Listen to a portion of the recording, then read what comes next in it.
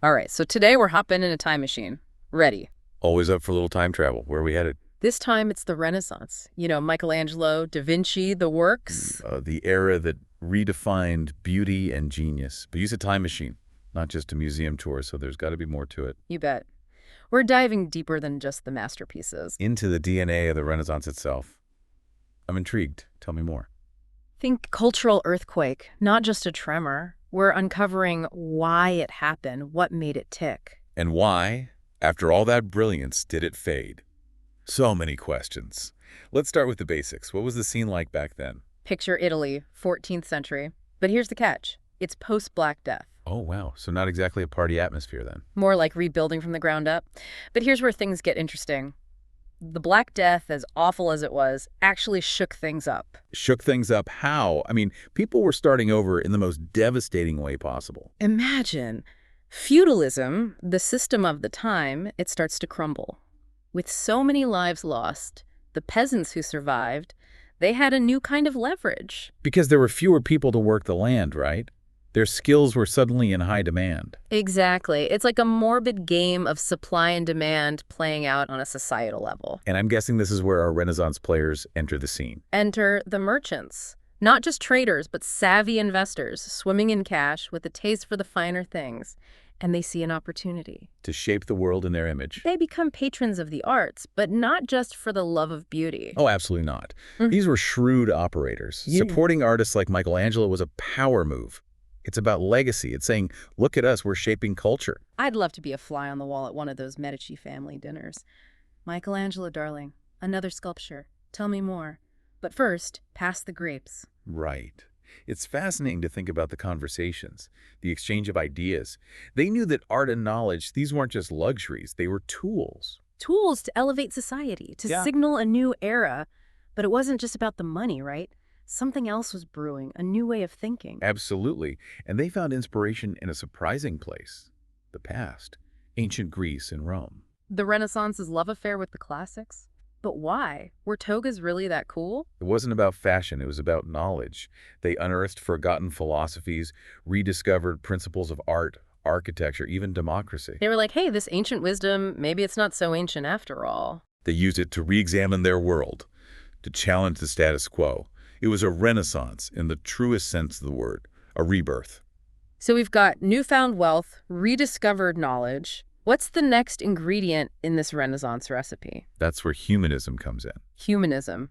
More than just being a nice person, right? Way more. This is where we see a radical shift. Humanists were all about human potential, reason, individual achievement, critical thinking. It was revolutionary. So instead of looking to the heavens for answers, they're looking inward at their own capabilities. Exactly. And that changes everything. Suddenly, it's not enough to just accept the world as it is. They want to understand it, even improve it. Think Da Vinci.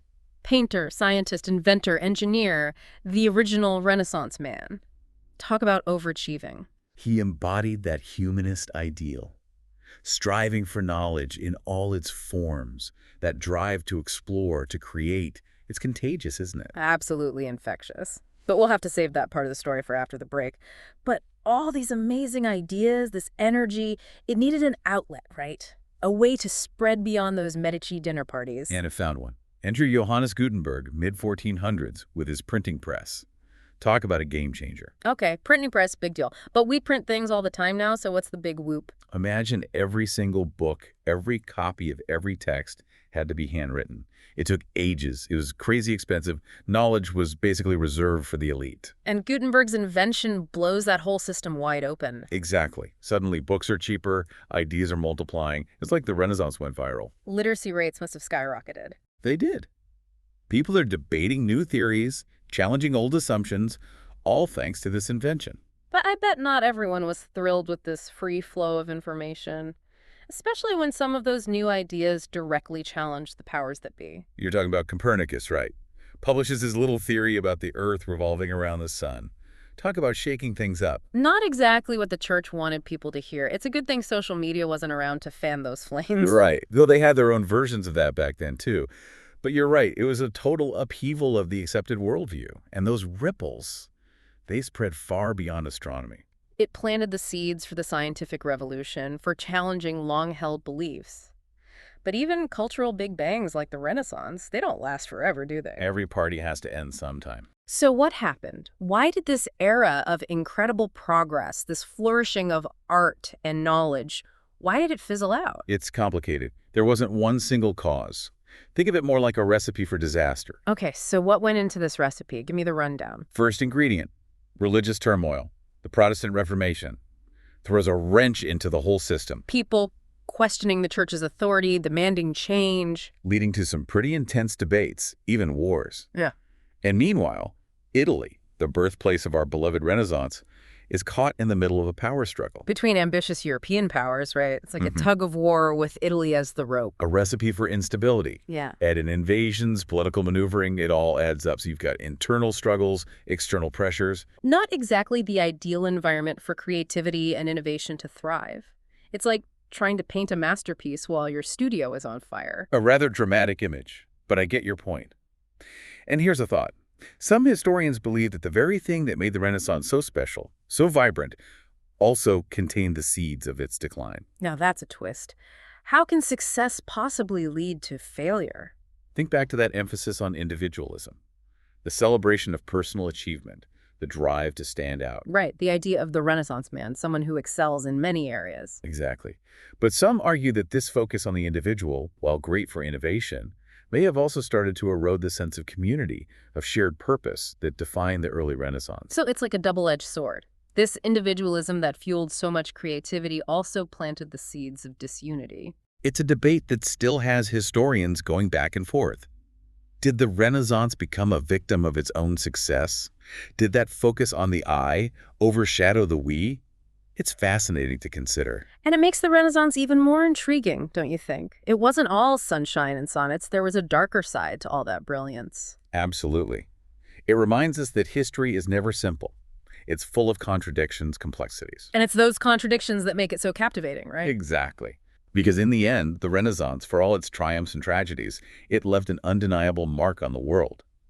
It's a legacy we're still grappling with, still learning from, even centuries later. It makes you wonder, are we living through a kind of renaissance right now? I mean, think about it. We've got technological advancements happening at warp speed, a global exchange of ideas, people pushing the boundaries of art, science, everything. It's an intriguing question.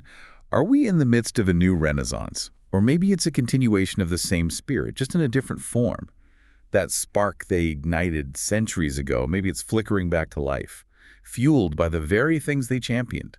Curiosity, innovation, the relentless pursuit of knowledge. It's both humbling and exciting to think about, to consider that we might be part of something this monumental, this world-changing. And that's the beauty of studying history, isn't it? It's not just about dates and names, it's about connecting with the human story, the brilliance, the blunders, the never-ending quest to understand ourselves and the world around us. Beautifully said. So as we wrap up our deep dive into the Renaissance, I think it's safe to say, this was way more than just a trip to an art museum. It was understanding the DNA of a cultural revolution, a revolution that's still shaping our world. A reminder that the pursuit of knowledge, the power of creativity, the questioning of the status quo, those are timeless, essential parts of what it means to be human.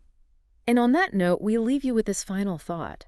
What masterpiece would you commission if you were a powerful patron during the Renaissance? Let us know. And until next time, keep those Renaissance ideals alive. Keep exploring, keep creating, and never stop questioning the world around you. Makes you think about those Renaissance artists, though, right? I mean, their world was changing so fast, and yet their work still resonates with us today. They really left their mark. It wasn't just the artists either. It was the scientists, the writers, the thinkers. The Renaissance was like hitting fast forward on human progress. And it didn't stop there. That momentum, it carried forward. Their ideas, their innovations, they rippled outwards. We're still feeling the effects today. So the Renaissance might be over, but in a way, it's still shaping who we are. Absolutely. Their emphasis on human reason. That paved the way for the Enlightenment, for revolutions in science and philosophy, and the printing press.